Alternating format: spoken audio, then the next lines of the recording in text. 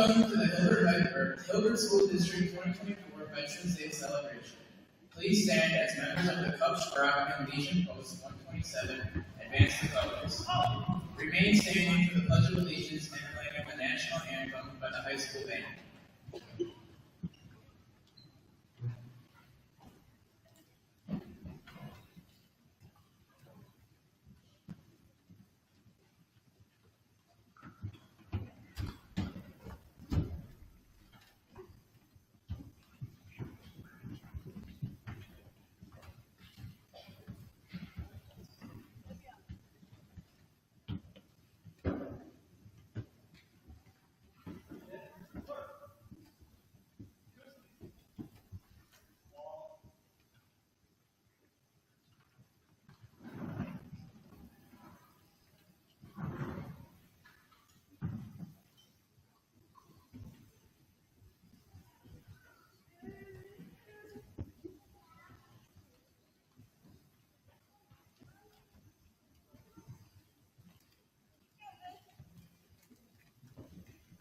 Please join me in the Pledge of Allegiance.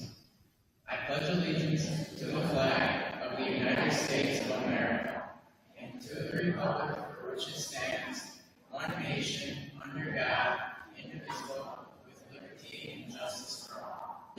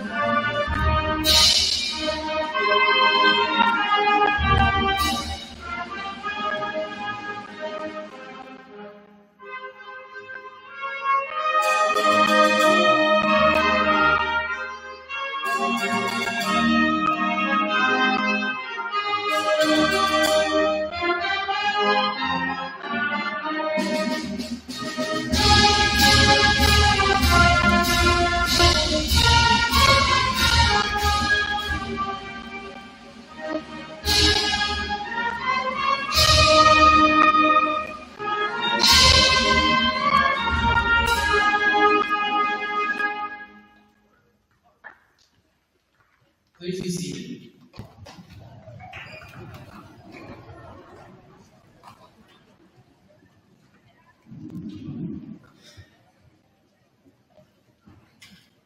Veterans Day is meant to be a celebration to honor America's veterans for their patriotism, love of country, and willingness to serve and sacrifice for the common good. We gather today to say thank you to our local veterans with this ceremony of readings and music from our students in the Hilbert School District.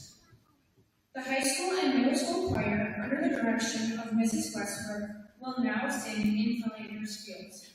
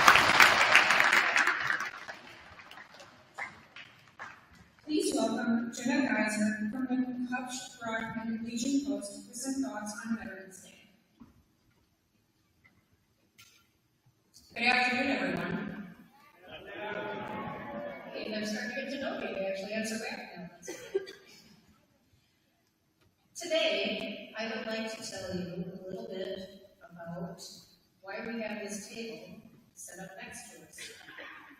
And it is about, if I can find my space in the building, it is about POW MIA remembrance. We call them comrades. They are unable to be with their loved ones and families, so we join to pay humble tribute to them and to bear witness to their continued absence. The table is small, symbolizing the frailty of one prisoner alone against his reversed oppressors. The tablecloth is white, symbolic of purity of their intentions to respond to their country's call to arms. The single rose in the vase signifies the blood that they may have shed and sacrificed to ensure the freedom of our beloved United States of America.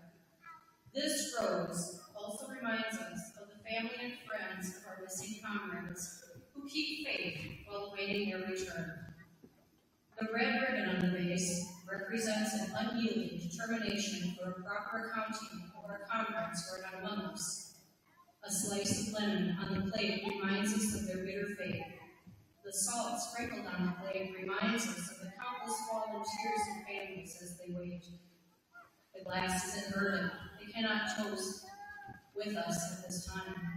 The chair is empty. They are not here.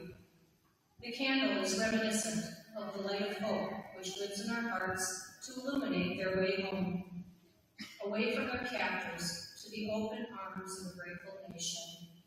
The American flag reminds us that many of them may never return and have paid the supreme sacrifice to ensure our freedom. Let us pray to the Supreme Commander that all our comrades will soon be back within our ranks. Let us remember and never forget their sacrifice. May God forever watch over them and protect them and their families. So today, we have Jim Zitzelberger, who will be our speaker and will give us some thoughts on Veterans Day.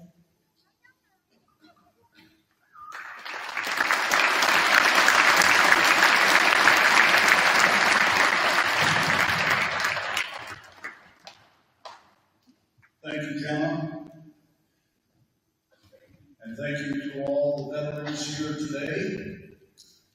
And I guess as I think about it, thank you to all the veterans who couldn't be here today for one reason or another.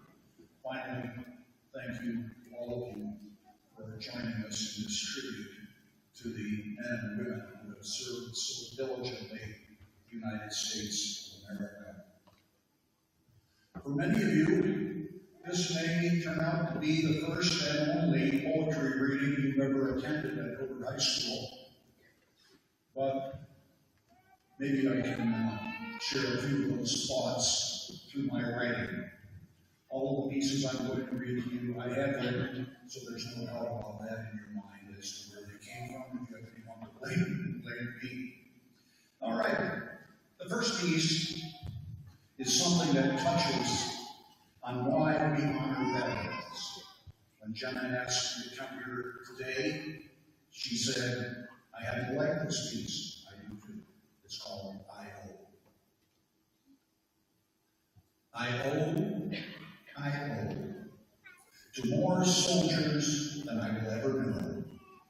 For this beautiful country they've given to me, a land of the people, a land of the free. From Bunker Hill to the Battle of Bull Run and deep in the trenches of World War I, they went on to Normandy, New Guinea, and later Incheon, before crawling from the jungles of South Vietnam. Only then to ride in a Humvee across the sands of Iraq, amidst so many IEDs that sent our boys back, without arms or legs, eyes or ears, and promising lifetimes withered to tears. I owe for the names on their wall, and every unknown never named at all. I owe for the liberty they have secured, bequeathed to me by what they endured. I owe them for the freedom of speech, justice, and the right to keep guns in reach. I owe them for what they have given to me, in giving so much, so I can live free. I owe and so we go. I should mention perhaps for the students here that this is also my alma mater. I graduated from here in 1966. In June, I think I was 6. And by the 9th or 10th, I was in the United States Navy. And they were so kind, I joined to get on a ship and stay out of Vietnam, but they saw things differently. They put me in the U.S. Navy Seabees, attached us to the Marines, 3rd Marine Division, and sent us to Vietnam, 1967, 68, and 69. One of the best buddies I had throughout much of that period was a fellow by the name of Bill Thibodeau. He was from Cambridge, Massachusetts, right across the river from Boston. After his stint in service, he became a truck driver and did very well for himself over the years, owning quite a bit of property in Cambridge that he rented to Harvard students. And he was very fond of higher education. Remembering Bill is in honor of William E. Bill Thibodeau, 1946 to 2018, and it also mentions 2 other young men from this high school. It goes like this. Hey, buddy, it's been a while, long time no see, and my memory ain't what it used to be, but I'll always remember you, the crazy things we used to do. If you run into my dad, say hi. He was a paratrooper during World War II, although in Vietnam there were only a few, because that was a different kind of war. And if you see Jim Dietrich, or Marvin Brunson, or Keith McEnany, let them know they've not been forgotten by me, and they've been on my mind for a day or 3. Funny how time flies, how it flies by when you don't see someone eye to eye. And we're almost old men now, you and I. I realized just the other day, while carving out this slice of life, that I may have known you even longer than you've known your wife. Remember arriving in Vietnam and all the coffins waiting to go on? When we got off the plane outside Da Nang, probably no different than any other war, but it still makes me awful sore to think of those 58,000 and more. Not that many, I suppose, compared to the 2 big ones, and Korea, and Afghanistan, and all the rest, but still too many, way too many, too damn many of our best. It was good to see you at Vietnam last year, though that was likely the last time I'll be out there, because it just won't be the same.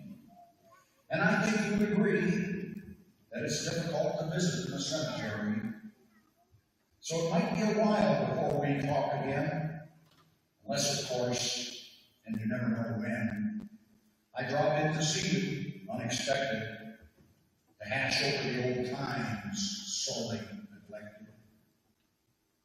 But you know it'll be different, come what may, like remembering you, Bill, on this Veterans Day. Remembering Bill.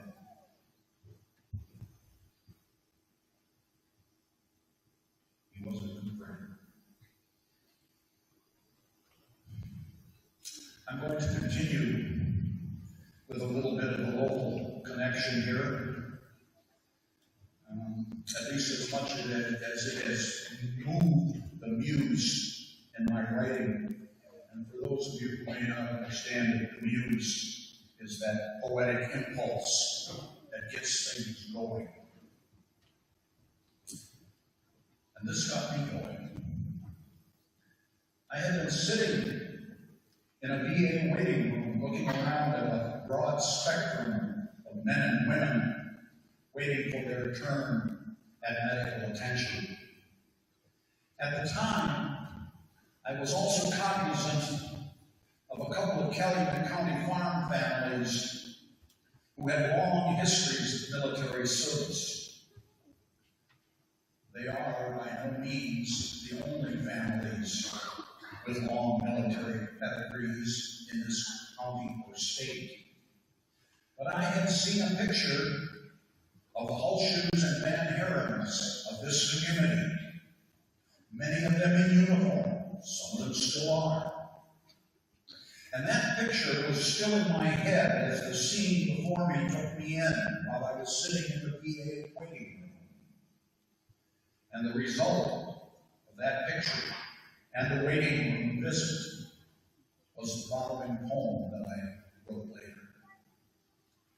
It's called simply A Veterans Day at the VA. Reflections on what I saw while waiting my turn. A Veterans Day at the VA. This morning, I saw a soldier's cap sitting quite still on an old man's lap while he waited his turn for a VA nurse, come what may, better or worse. The cap said veteran, nothing more, but it invited questions galore, like where did you serve and when was that? ANSI always said, and I was lucky to get back. Hell on earth is what I thought, until we went to Korea in the winters we fought. But I was still young, so what did I know? Except it was cold, and with cold you get snow. I was a buck sergeant way back then, with a platoon of 18 hard, cold men, some of whom I still know, and others who won't ever let me go. A few years later, we were deep in Vietnam, wishing for some of that snow instead of napalm, or maybe a chopper to help us all reach a 3-day pass on China Beach. Now, I don't know if I'd ever do it again, 3 whole wars from start to end, but then I guess it's what I had to do, because it grew in my family of red, white, and blue. My grandfather served in the Spanish-American War. My father in one on France's trench floor. My son served near me in Vietnam too, and my granddaughter served in Desert Storms. It was quite a litany of service in one family, when love of country was what it had to be. And when the old man stood, well, the root stood too, in full salute to that old soldier and his crew. Lifting his head, he put his cap on straight, snapped to attention not one moment late, and returned that salute with one of his own, square and straight like it was chiseled in stone. He shuffled off then, 1 foot at a time, with a nurse and her clipboard not far behind, in case he should slip, though as unlikely as before, after all that service in the front lines of war. All those veterans, and a lot of the old veterans, bless you. It should be evident to all of us by now that veterans are not only men, and that women have played a huge part in service to our country. And I guess as I thought about it, that service goes back at least as far back as Betsy Ross when she was sewing the flag. Because as we know, service comes in many sizes, shapes, and forms. This is a fairly short piece. It's called The Boss. And that is the Women's Air Force Service Pilots. And this poem is in honor of those women, approximately 1,074, who served as pilots from August of 1943 to December of 1944. They served in what was known as the Army Air Force Flight Training Division. That's before the Air Force was on its own. It still was part of the Army. And their shoulder patch, if you will, was a little gremlin character that Walt Disney drew called Fife-Nell. And she's a little gremlin with wings and goggles and looks like she's fallen out of the sky or about to land in a big airplane. These ladies do everything from fighters to trainers to B-29s, and they ferry them all over the world in order to help the cause. So this is called Boss. The veteran's hair was silver, near white, but in her eyes there was a fiery light. She wore a blue skirt, white shirt, black tie, neatly pressed, though of years gone by. Her leather flight jacket was scratched but not torn, well broken in from the years it had been worn. With Fife-Nell, Disney's female winged patch on the left chest and still securely attached. The veteran stood tall, seemingly taller than her size, nearly 75 years since she plied the skies, ferrying America's war planes off the factory line, trainers and fighters, and even the B-29.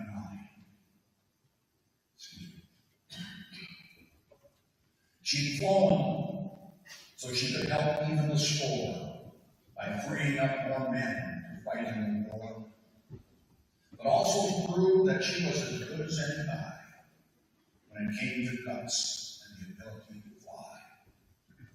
And she said it again this Veterans Day, when the colors rose and the bugle played, as she saluted the flag and all who gave in defense of our country and home of the brave. WASP, Women's Air Force Service Pilots. Sorry for the cough. Finally, for those of you who have answered yes, no one else. Finally, a lot of Calumet County residents will remember Reincourt soda, and John Reincourt, dates from 1916 to 2010. John delivered most of that soda to taverns and stores. The following piece is new. I just finished it this past Saturday, and is a true story as close as I can tell it. Obviously, the 7-year-old is me, but much more importantly is the man involved. To many, he went by his nickname, Cocky John, but how he actually acquired that name still remains a mystery to me, as is the actual factual extent of his injuries at the hands of the Nazi Germans while a POW. To paraphrase one of his nephews, he could talk when he left, but could not when he got back. But like so many of those soldiers in World War II, and I guess I can add Korea, Vietnam, and Afghanistan, and a whole lot more, he did not let that slow him down. He went to work, moved onward and upward. He carried cases and delivered soda. And when the soda business went under, he became a custodian at Chilton High School, where he finished out his working career. And again,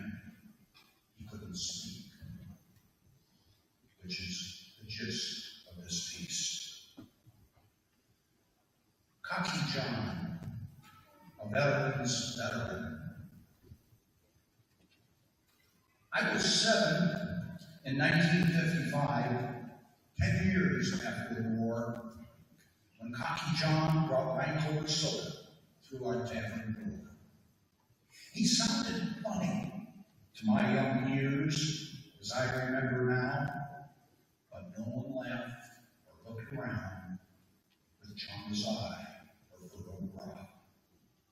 Because they already knew what I was too young to understand, that veterans and their sacrifices were spread across our land. And Cocky John's lack of speech spoke volumes, though obscured, of forced marches, hard labor, and the torture he endured.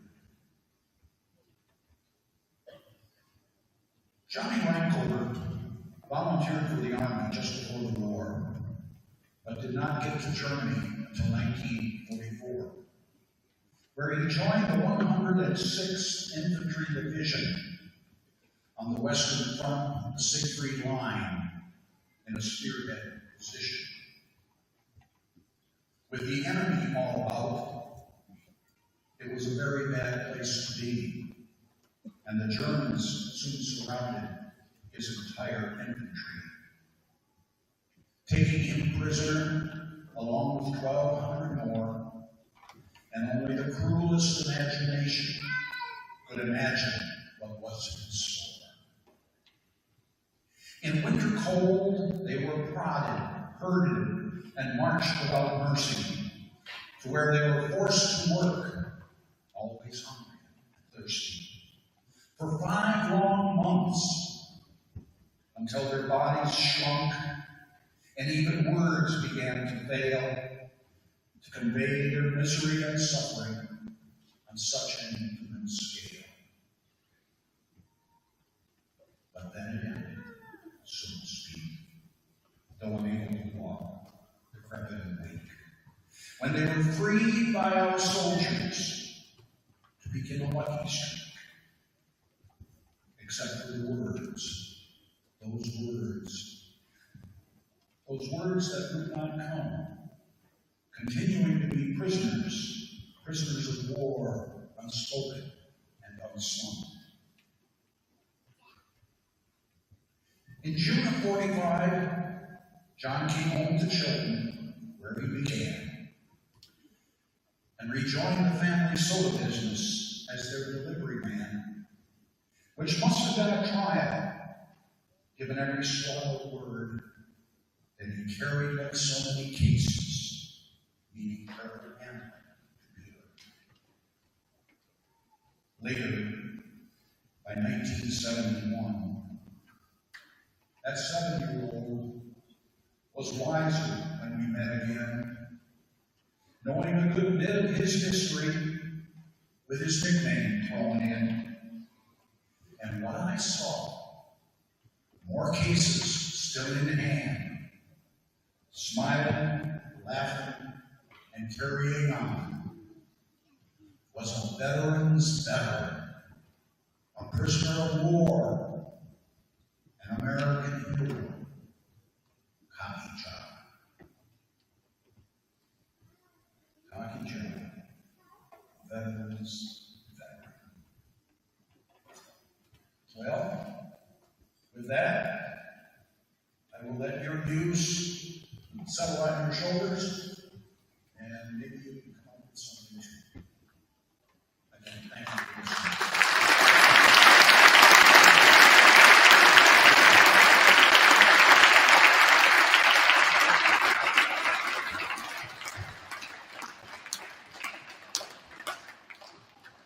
The high school Minnesota Ensemble performed the service song from the 6 branches of the Armed Forces. We ask all veterans present today to please stand if you are able during your service song and be recognized for your service. Coast Guard.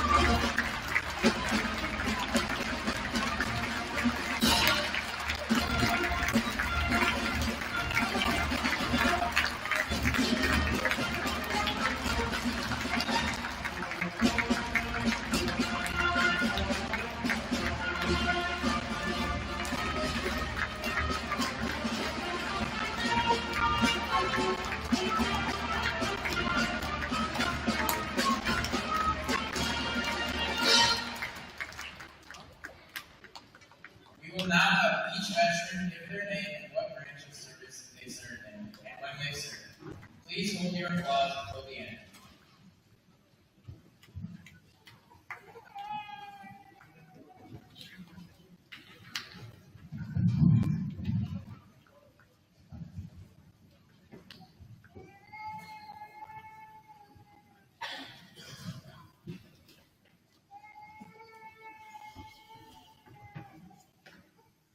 I'm supposed to give you my name and rank, serial number, and report to duty, huh? Jim Zipfelberger again, United States Navy Seabees, 3rd Marine Division, 1967, 66, I guess, to 69. I was in Vietnam, 1967 through 69. U.S. Army, 73 to 76. Jay Papa, U.S. Army, 75 to 86, 96 to 2006. Joe Zarnik, U.S. Army, 1981 to 2014. Rich Namadon, U.S. Air Force, 1971 to 1974. 1984. And then U.S. Air Force Reserve, 1984 to 1985.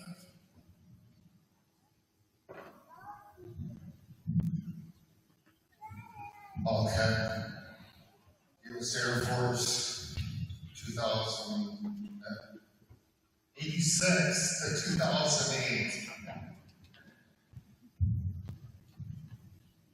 Hello, Sharon Wolfman. I was in the United States Air Force, and I served from 1973 to 1980.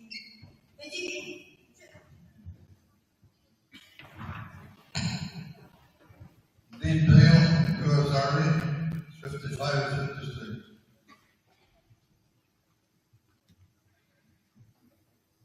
Dan, U.S. Army, 75 to 78.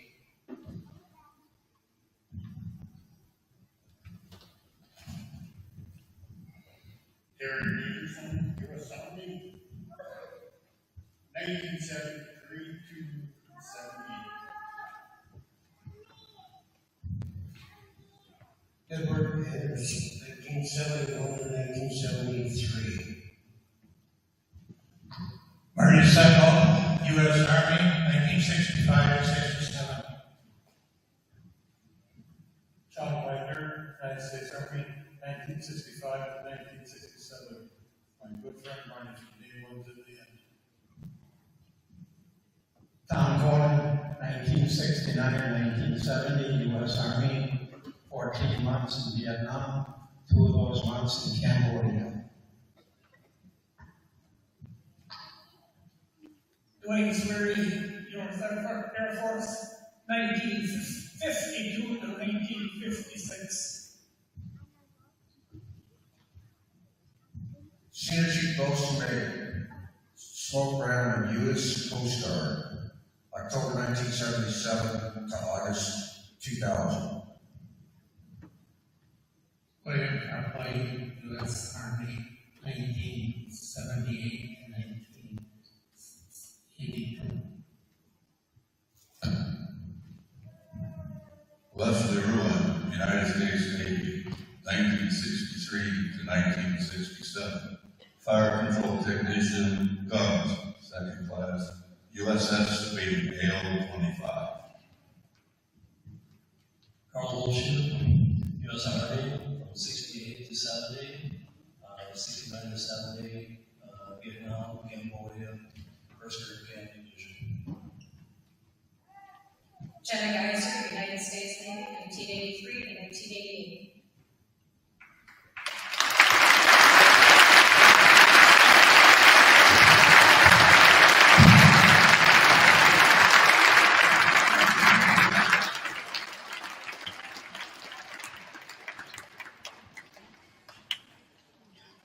The elementary students, under the direction of Mrs. Westbrook, will now sing for the good of the many.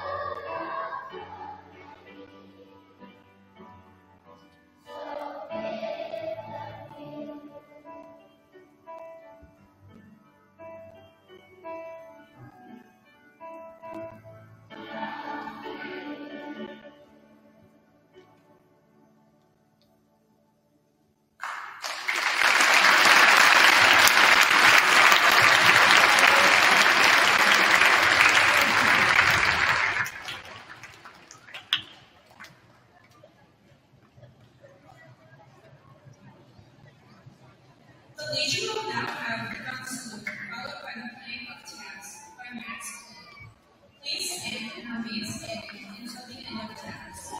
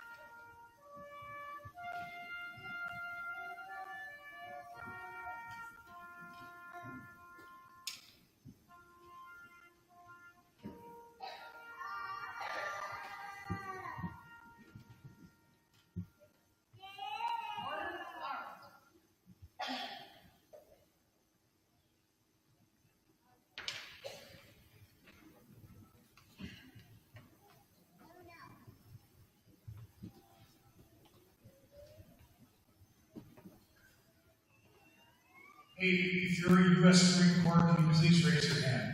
Because I think we missed you, right? So come from Marines over there? No?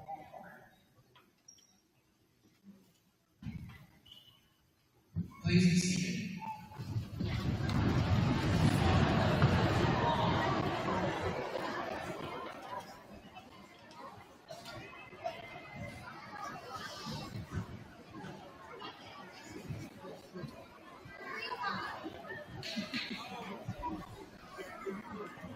Thank you for attending our Veterans Day celebration today.